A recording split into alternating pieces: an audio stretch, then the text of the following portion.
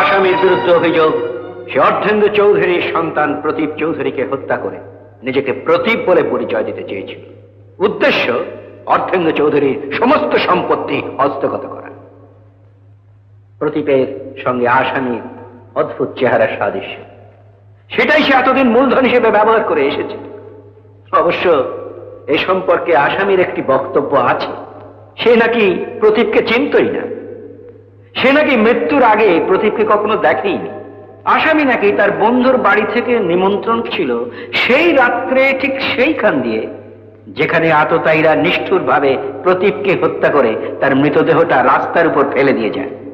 আর ঠিক সেই সময় সেইখানে আসামি আশিস চৌধুরী ছাড়া দ্বিতীয় কোনো ব্যক্তি উপস্থিত ছিল না। যদিও আমরা জানি যে কলকাতা এমন একটি শহর যেখানে লোকজনের ভিড় থাকে সারা রাত আর গাড়ি ঘোড়াও চলে সারা রাত।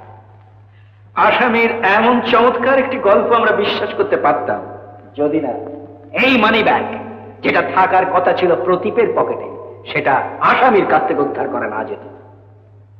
তাহলে প্রশ্ন, এটা কি কেবল নিছক খুন না ষড়যন্ত্রমূলক হত্যাকাণ্ড? বহু বছর আগে লখনৌর স্বনামধন্য অর্ধেন্দু চৌধুরী কোনো কারণে তার প্রথমা স্ত্রী এবং শিশুপুত্রকে ফেলে বাড়ি ছেড়ে চলে আসে। কারণটা কি তা জানা অবান্তর, কেননা এই বিচারের সঙ্গে তার কোনো সম্পর্কই নেই।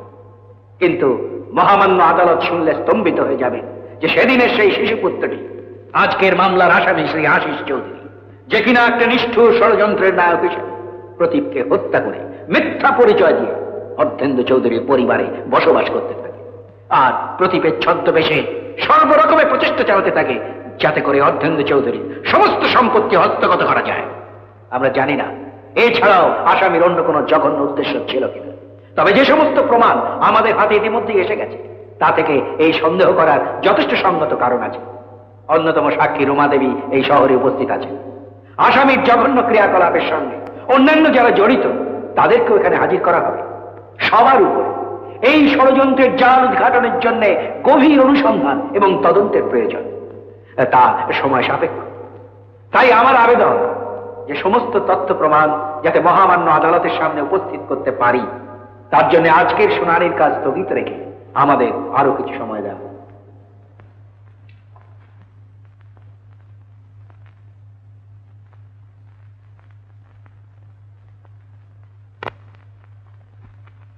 ভুবন বাবু, আমার যদি 18 পরবর্তী